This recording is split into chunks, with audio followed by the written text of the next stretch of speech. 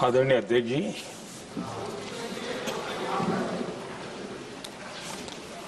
इस महत्वपूर्ण विधेयक पर आज सुबह से चर्चा प्रारंभ हुई है।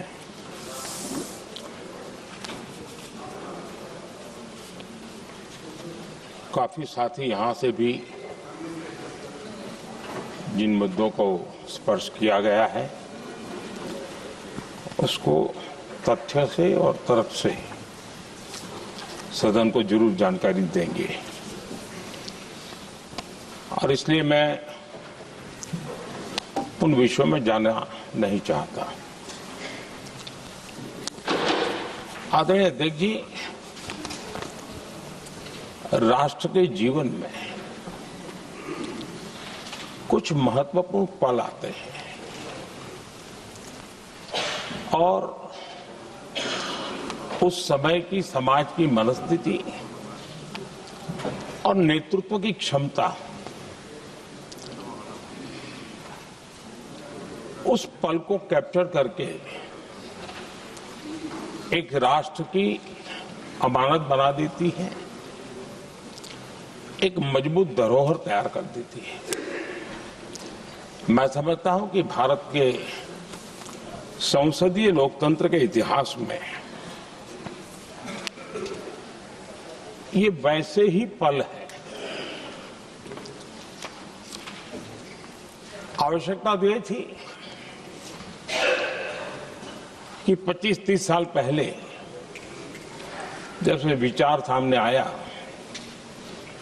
आवश्यकता महसूस हुई,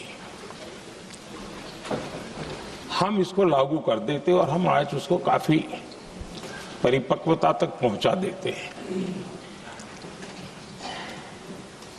और आवश्यकता के अनुसार उसमें समय समय पर सुधार भी होते हैं और यही तो लोकतंत्र की ब्यूटी होती है।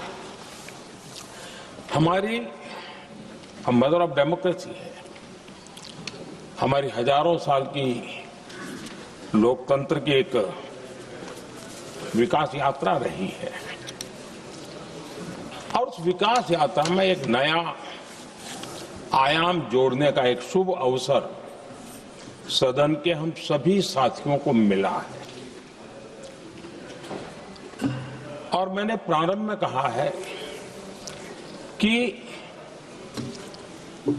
हम सब भाग्यवान हैं कि हमें ऐसे महत्वपूर्ण और देश की आधी आबादी को इस राष्ट्र निर्माण की नीति निर्धारण प्रक्रिया में हिस्सेदार बनाने का सौभाग्य मिल रहा है।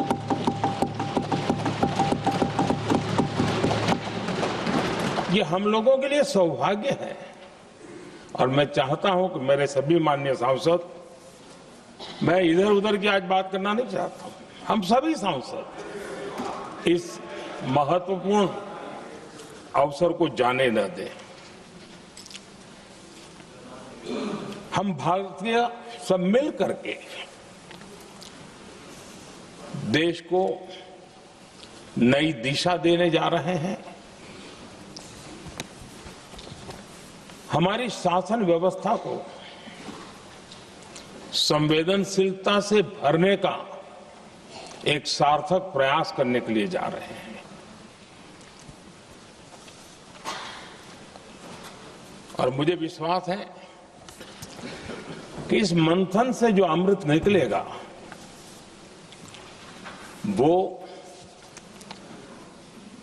देश की राजनीति की भी उसके रूप स्वरूप को तो तय करने ही करने वाला है, लेकिन ये देश की दिशा और दशा भी तय करने वाला है।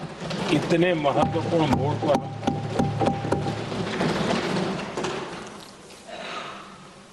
आदरणीय अध्यक्ष जी, 21वीं सदी में भारत एक नए आत्मविश्वास के साथ आगे बढ़ रहा है।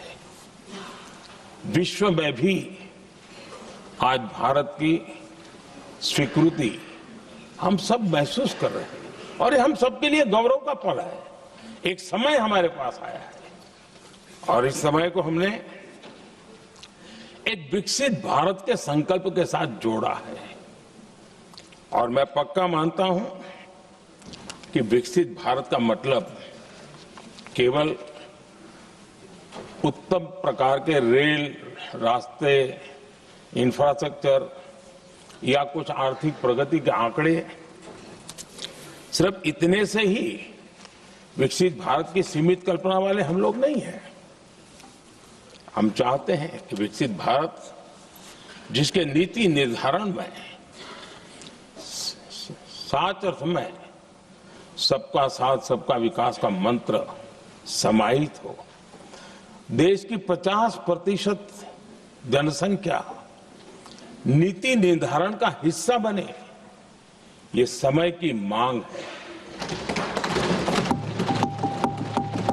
हम पहले ही देरी कर चुके हैं, कारण कोई भी होंगे, जिम्मेवार कोई भी होंगे, लेकिन इस सच्चाई को हमें स्वीकार करना होगा कि जब हम अकेले मिलते हैं तब मानते हैं हाँ यार, लेकिन जब सामूहिक रूप से मिलते हैं, मुझे याद है कि जैसे इसकी प्रक्रिया चली थी, सभी दलों से मिलना हुआ है, एक दल को छोड़ करके जिन जिन से मिलना हुआ है, हर एक ने सैद्धांतिक विरोध नहीं किया है। बाद में जाकर के जो कुछ भी हुआ होगा, राजनीतिक दिशा पकड़ी जा रही है, लेकिन जो राजनीतिक दिशा में ही सोचते हैं, मैं उनको भी एडवाइज करना चाहूंगा, एक मित्र के रूप में एडवाइज करता हूं और सबको काम आएगी।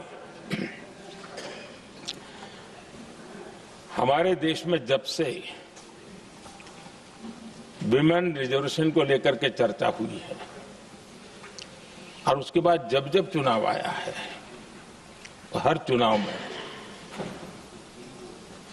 महिलाओं को मिलने वाले इस अधिकार का जिसने विरोध किया है, जिसने विरोध किया है, देश की महिलाओं ने उन्हें माफ नहीं किया है। उनका हाल बुरे से बुरा किया है। लेकिन ये भी देखिए कि 24 के चुनाव में ऐसा नहीं हुआ। क्यों नहीं हुआ? ये इसलिए नहीं हुआ कि 24 में सबने सहमति इसको पारित किया, तो ये विषय ही नहीं रहा। किसी के पक्ष में पॉलिटिकल फायदा नहीं हुआ, किसी का नुकसान भी नहीं हुआ। सहज रूप से जो मुद्दे थे, उन मुद्दों के आधार पर चुनाव लड़ा, क्योंकि 24 में सब साथ में थे।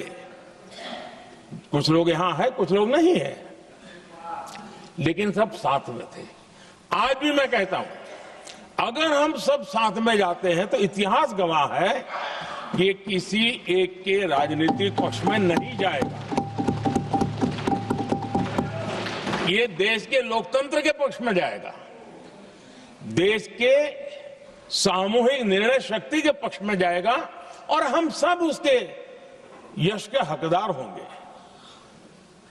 न ट्रेजरी बैंक उसका हकदार रहेगा, न मोदी उसका हकदार रहेगा, यहां बैठे हुए सब हकदार रहेंगे। और इसलिए जिन लोगों को इसमें राजनीति की बू आ रही है, मैं चाहूंगा कि वो खुद के परिणामों को पिछले 30 साल में देख ले। फायदा उनका भी इसी में रास्ता दिखा रहा हूं, इसी में फायदा है कि जो नुकसान हो रहा है उससे बच जाओगे। और इसलिए मैं समझता हूं कि इसको राजनीतिक रंग देने की जरूरत नहीं है।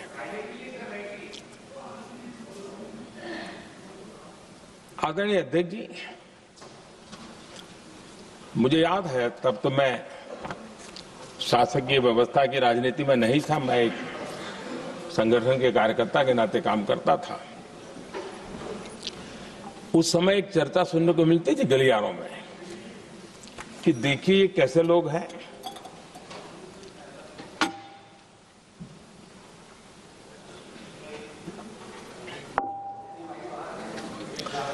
पंचायतों में आरक्षण देना है तो बहुत आराम से दे देते हैं, लेकिन आप कह रहे तो कह रहे हैं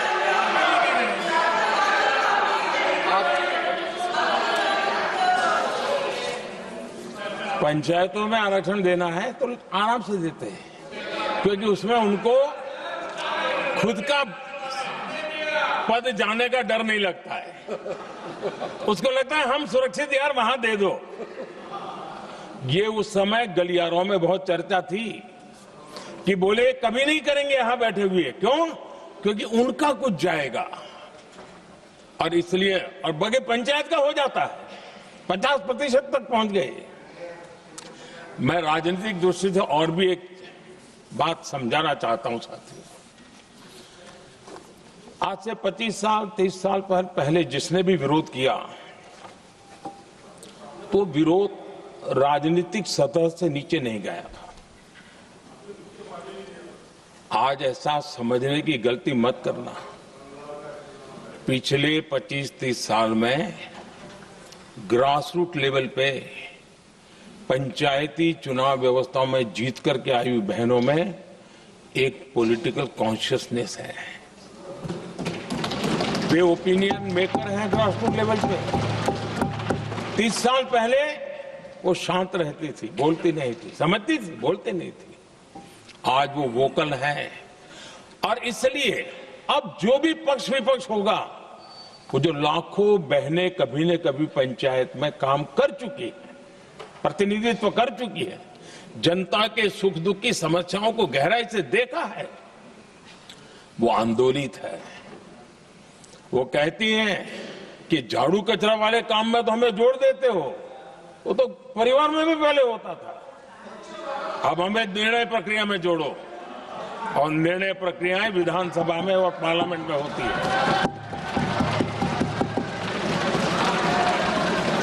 और इसलिए मैं राजनीतिक जीवन में जो लोग प्रगति चाहते, मैं किसी भी सांसद की बात करता हूं, किसी भी एमएलए की बात करता हूं, ये दल वो दल की बात मैं नहीं कर रहा हूं।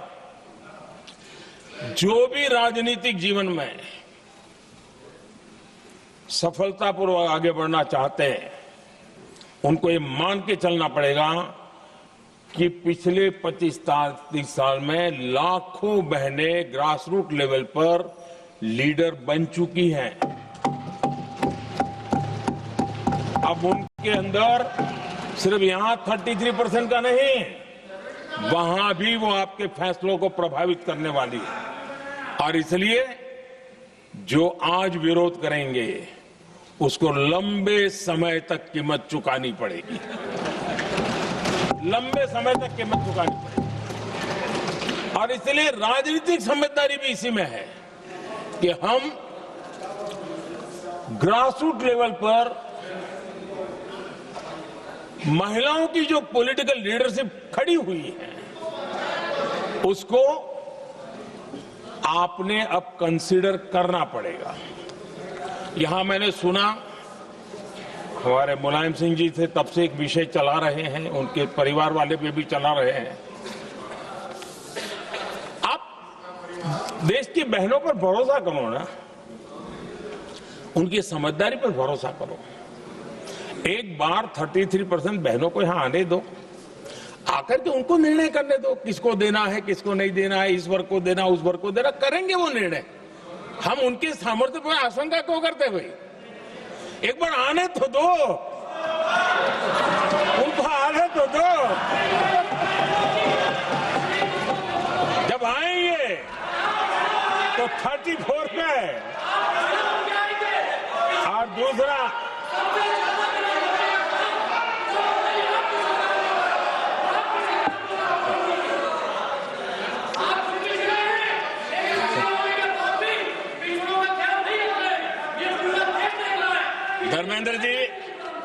धर्मेंद्र जी, मैं आपका बहुत आभारी हूं कि आपने मेरी पहचान करा दी। ये बात सही है, मैं अति पिछड़े समाज से आता हूं।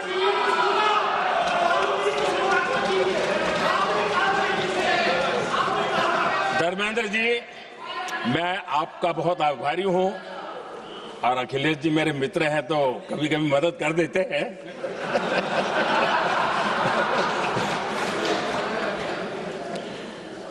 ये बात सही है कि मैं अति पिछड़े समाज से आता हूं, लेकिन मेरा दायित्व समाज के सबको साथ लेके चलने का है, और यही मेरे संविधान ने मुझे यही रास्ता दिखाया है।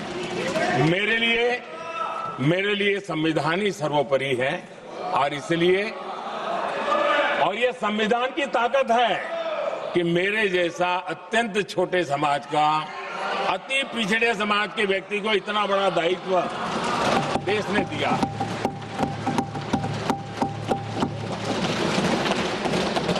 और इसलिए मैं तो देशवासियों का ऋणी हूं और मैं तो संविधान निर्माताओं का ऋणी हूं कि जिसके कारण आज मैं यहां हूं। लेकिन आदरणीय अध्यक्ष जी, पिछड़ी जाति का स्वीकार कर रहे हैं, लेकिन हम पिछड़ी जातियों के साथ अन्याय न करें, इतना निवेदन है। आदरणीय अध्यक्ष जी, आज जीवन के हर क्षेत्र में हम देखें कि नारी शक्ति देश के गौरव को बढ़ाने वाले, परचम लहराने में कहीं पीछे नहीं है जी। हम गर्व कर सकें इस प्रकार से जीवन के अलग अलग क्षेत्रों में आज हमारी माताएं बहनें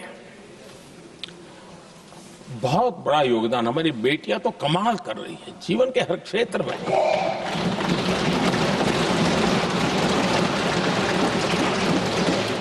इतना बड़ा सामर्थ्य, उसको हम हिस्सेदारी से रोकने के लिए क्यों इतनी ताकत खपा रहे हैं जी? उनके जुड़ने से सामर्थ्य बढ़ने वाला है। और इसलिए मैं आज अपील करने आया हूं आपके पास कि इसको राजनीति के तराजू से मत तोलिए। ये राष्ट्रहित का निर्णय है।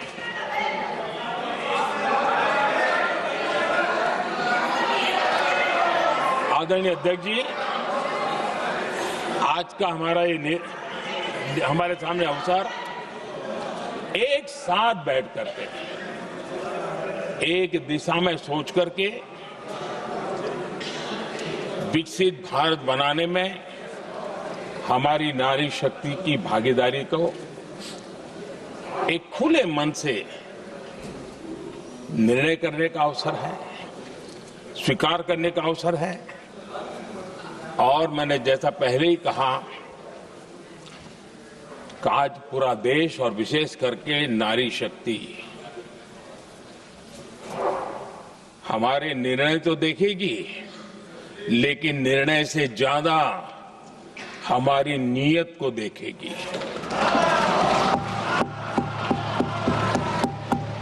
और इसलिए हमारी नीयत की खोट देश की नारी शक्ति कभी माफ नहीं करेगी।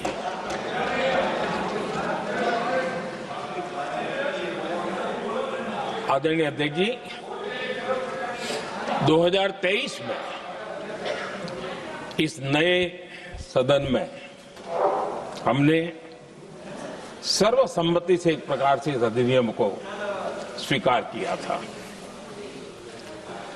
पूरे देश में खुशी का वातावरण बना, उस पर कोई राजनीतिक रंग नहीं लगे और इसलिए वो कभी राजनीतिक इश्यू भी नहीं बना। तो एक अच्छी स्थिति है। अब सवाल ये है कि हमें कितने समय तक इसको रोकना है। अब यहां जो लोग जनसंख्या वगैरह के विषय उठाते हैं, क्या आपको मालूम नहीं है? मैं चाहूंगा कि अमित भाई अपने भाषण में इन सारी चीजों का उल्लेख करेंगे, जब कि हमने जनगणना के संबंध में कब कब क्या क्या किया था, बाद में कोविड आया, उसके कारण क्या मुसीबत आई, कैसे रुकावटें आई, ये सारी बातें हम सबके सामने हैं, इसमें कोई विषय नहीं है। लेकिन पिछले दिनों जब हम 23 में चर्चा कर रहे थे, तब भी व्यापक रूप से बात ये थी कि इसको जल्दी करो। हर कोई कह रहा था जल्दी करो। अब 24 में संभव नहीं था क्योंकि इतने कम समय में करना मुश्किल था। अब 29 में हमारे पास अवसर है। अगर हम 29 में भी नहीं करते तो ये स्थिति क्या बनेगी हम कल्पना कर सकते। फिर हम देश की माताओं बहनों को ये विश्वास नहीं बना पाएंगे कि हम सचमुच में प्रयास सच्चे अर्थ कर सकते थे। और इसलिए समय की मांग है कि अब हम ज्यादा विलंब न करें। इस दरमियान राजनीतिक दल के लोगों से, संविधान के जानकार लोगों से, जो महिलाओं में एक्टिविस्ट के नाते काम करने वाले ऐसे लोगों से भी कई चर्चाएं हुई। कुछ लोगों ने खुद होकर के भी सुझाव दिए। सारा मंथन करते करते करते, और यहां भी सभी दलों से लगातार बातें इनकी होती रही है। स्ट्रक्चर वे में हुई है, इनफॉर्मल भी हुई है, और उसमें से आखिर बना हुई एक कुछ रास्ता निकालना होगा ताकि हम हमारी माताओं बहनों की शक्ति को जोड़ सकते हैं। आदरणीय अध्यक्ष जी, मैं एक बात जरूर कहना चाहूंगा। यहां बैठकर के हमें किसी को संविधान ने देश को टुकड़ों में सोचने का अधिकार ही नहीं दिया है। जो शपथ लेके हम बैठे हैं ना, हम सबको एक राष्ट्र के रूप में विचार करना हमारा दायित्व बना। चाहे कश्मीर हो या कन्याकुमारी, हम टुकड़ों में न सोच सकते हैं, न टुकड़ों में हम निर्णय कर सकते हैं। और इसलिए निराधार रूप में, जिसमें कोई सच्चाई नहीं, रत्ती भर सच्चाई नहीं है, सिर्फ राजनीतिक लाभ लेने के लिए जो बवंडर खड़ा किया जा रहा है, मैं आज बड़ी जिम्मेवारी के साथ इस सदन में, इस पवित्र जगह से कहना चाहता हूं, चाहे दक्षिण हो, उत्तर हो, पूर्व हो, पश्चिम हो, छोटे राज्य हो, बड़े राज्य हो, मैं आज एक जिम्मेवारी से कहना चाहता हूं कि निर्णय प्रक्रिया किसी के साथ भी भेदभाव नहीं करेगी। ये निर्णय प्रक्रिया किसी के साथ अन्याय नहीं करेगी।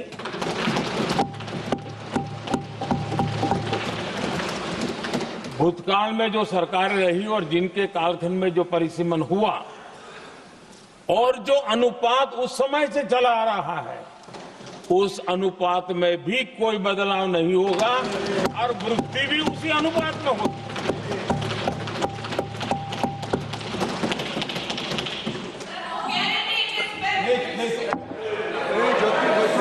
अगर गारंटी शब्द चाहिए तो मैं गारंटी शब्द उपयोग करता हूं।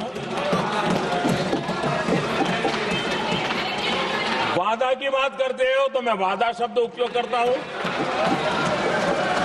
अगर तमिल में कोई अच्छा शब्द हो तो वो भी मैं बोलने के लिए तैयार हूं। क्योंकि जब नियत साफ है तो फिर शब्दों का खेल करने की हमें जरूरत नहीं है जी।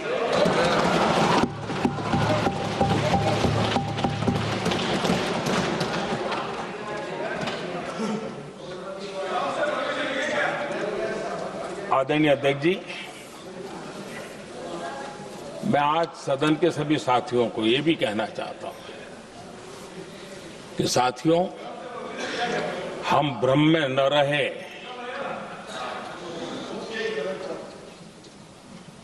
हम उस अहंकार में न रहे,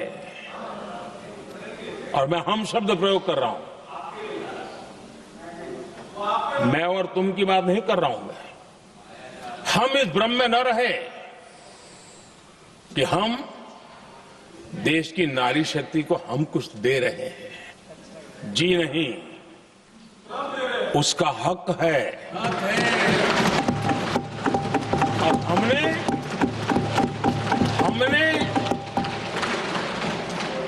कई दशकों से उसको रोका हुआ है।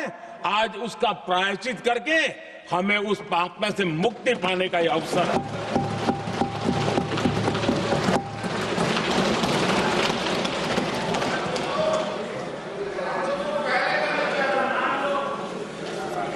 हम सब जानते हैं हर एक ने कैसे चालाकी की है, हर बार चतुराई की। बिल्कुल हम तो इसके पक्ष में ही हैं, लेकिन हम इसके साथ ही है, लेकिन हर बार कोई न कोई टेक्निकल पूछ लगा दी इसको और इसको रोका गया। हर बार ऐसी चीजें लाई गई है। हिम्मत नहीं है कि हम 33% महिलाओं के आरक्षण का विरोध कर पाए। वो तो जमाना चला गया। आपको करना नहीं है, लेकिन कहने की हिम्मत भी नहीं है। और इसलिए टेक्निकल बहानेबाजी, ये करो तो ये, वो करो तो वो, डिगरा करो। अब देश की नारी को नहीं समझा पाओगे। सदन में नंबर का खेल क्या होता है वो तो समय तय करेगा, लेकिन ये पक्का है कि अब इन भांति भांति के बहानेबाजी, भांति भांति टेक्निकल मुद्दों के आधार पर चीजों को उलझा करके 3 दशक तक इसको अड़ंगे डाले, हमने फंसा के रखा। आपने जो अचीव करना था कर लिया, अब छोड़ दो ना भाई। 3 दशक कम पड़ते हैं क्या रोकने में? 3 दशक तक आपने रोका, फिर भी कुछ कर नहीं पाए, तो अब तो करो।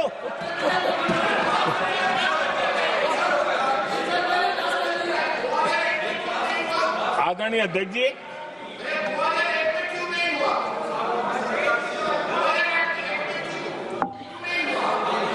यहां कुछ लोगों को लगता है, आदरणीय अध्यक्ष, यहां कुछ लोगों को लगता है कि इसमें कहीं न कहीं मोदी का राजनीतिक स्वार्थ है।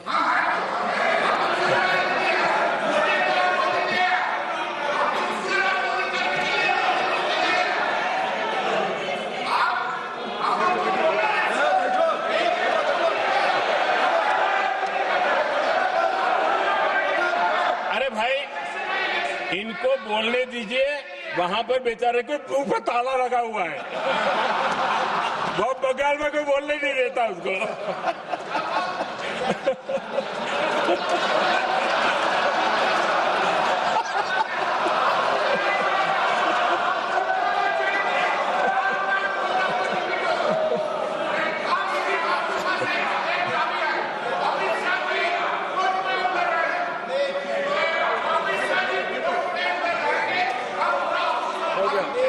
आदरणीय अध्यक्ष जी,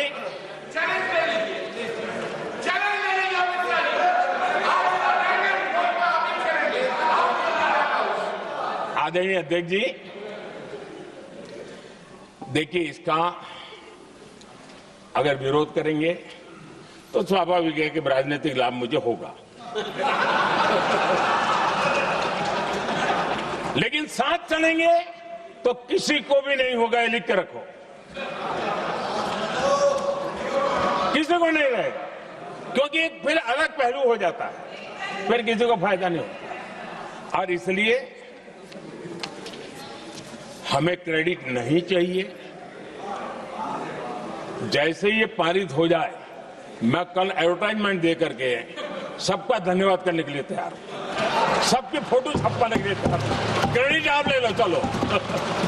क्रेडिट की चिंता है क्या है जी? ले लो ना क्रेडिट। आपको जिसकी फोटो छपवानी है सरकारी खर्चे से हम करवा देंगे।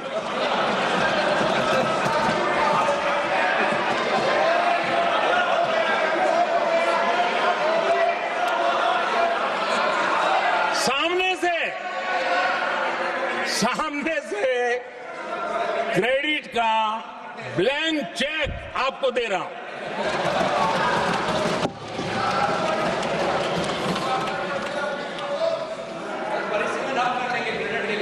आदरणीय अध्यक्ष जी, हमारी संसदीय लोकतंत्र में महिलाओं की भागीदारी ये सिर्फ आंकड़ों का खेल या एक लोकतांत्रिक व्यवस्था में सुधार इतना सीमित नहीं है। लोकतंत्र की जननी के रूप में, मदर ऑफ डेमोक्रेसी के रूप में ये निर्णय भारत का कमिटमेंट है, ये सांस्कृतिक कमिटमेंट है।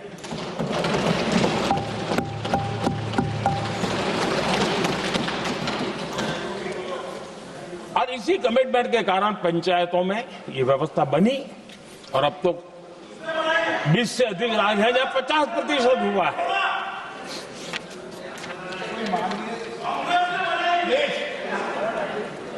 और हमने अनुभव किया है, मुझे लंबे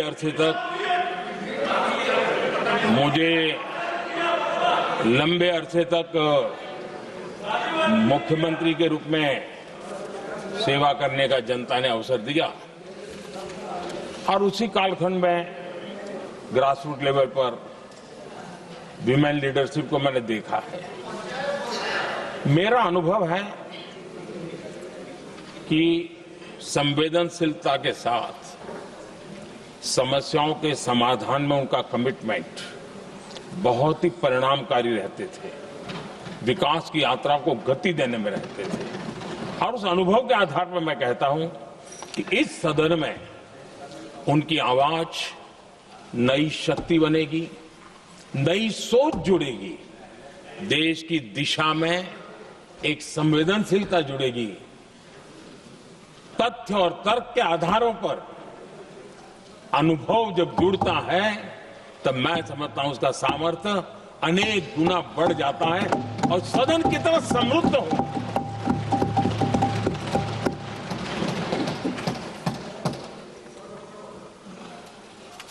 आदरणीय अध्यक्ष जी, हमारे देश में अनुभवी नारी शक्ति की कोई कमी नहीं है, सामर्थ्यवान में कोई कमी नहीं। हम भरोसा करें वे कंट्रीब्यूट करेंगे, बहुत अच्छा कंट्रीब्यूट करेंगे।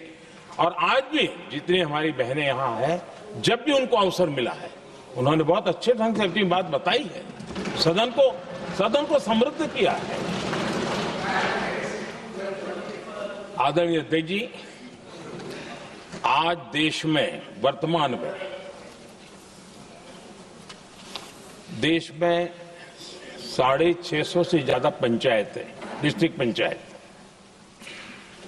करीब 250 महिलाएं उसका नेतृत्व कर रही है और केंद्र के कैबिनेट मिनिस्टर से ज्यादा उनके पास जिम्मेवारी और धन और व्यवस्था होती है, काम करती है जी।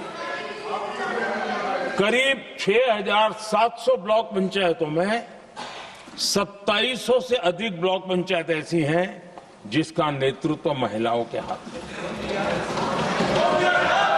आज देश में 900 से अधिक शहरों में अर्बन लोकल बॉडीज की हेड के रूप में मेयर्स हो या स्टैंडिंग कमेटी का काम देखने वाली बहनें हैं, उनकी ताकत है।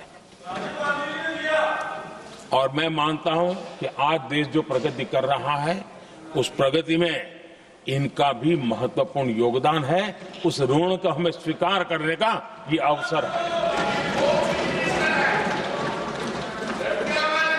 और जब ये अनुभव सदन के साथ जुड़ेगा तो वो अनेक गुना ताकत बढ़ा देगा। आदरणीय अध्यक्ष जी, एक लंबी प्रतीक्षा एंड एक प्रकार से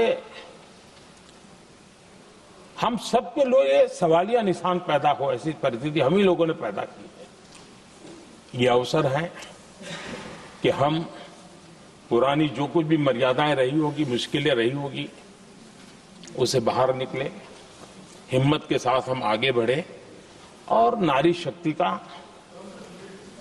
राष्ट्र के विकास में उनकी सहभागिता को हम सुनिश्चित करें। और मैं पक्का मानता हूं कि अगर आज हम मिलकर के निर्णय करते हैं, और मैं तो आग्रह करूंगा कि हमें सर्वसम्मति से इसको आगे बढ़ाना चाहिए। और जब सर्वसम्मति से बढ़ता है तो ट्रेजरी बेंच पर एक दबाव रहता है जी, उनको भी लगता है भाई सबका इसमें हक है, हर एक की बात मान के चलो, कोई नुकसान नहीं है। सामूहिक शक्ति से तो अनेक परिणाम हमें अच्छे मिलते हैं। आदरणीय अध्यक्ष जी, मैं ज्यादा समय न लेते हुए इतना ही कहूंगा कि इसको राजनीति के तराजू से न तोलें। हम जब भी कुछ निर्णय करने जा रहे हैं तो देश के इतने बड़े देश का आधा जिम्मा जो उठा रहे हैं उनका भी कोई हक बनता है यहां आने का, हमें रोकना नहीं चाहिए। और दूसरा, संख्या के संबंध में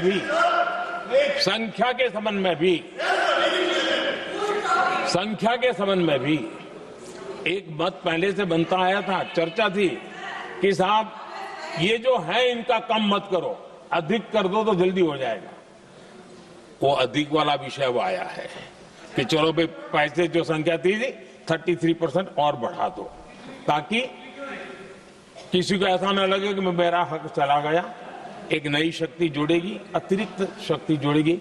और अब सदन की रचना भी तो अब पहले से हमने सोच कर रखा है, जगह तो बना ली है।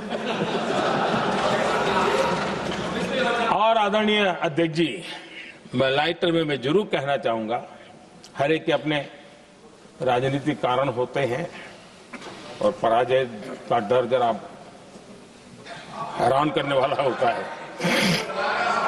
लेकिन अपने यहां जब कोई भी शुभ काम होता है उसको नजर न लग जाए, इसलिए काला टीका लगाने की परंपरा है। मैं आपका धन्यवाद करता हूं काला टीका लगाने के लिए, बहुत बहुत धन्यवाद।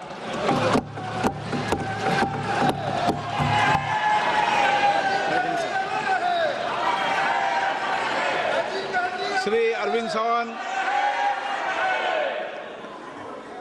अरविंद सावंत।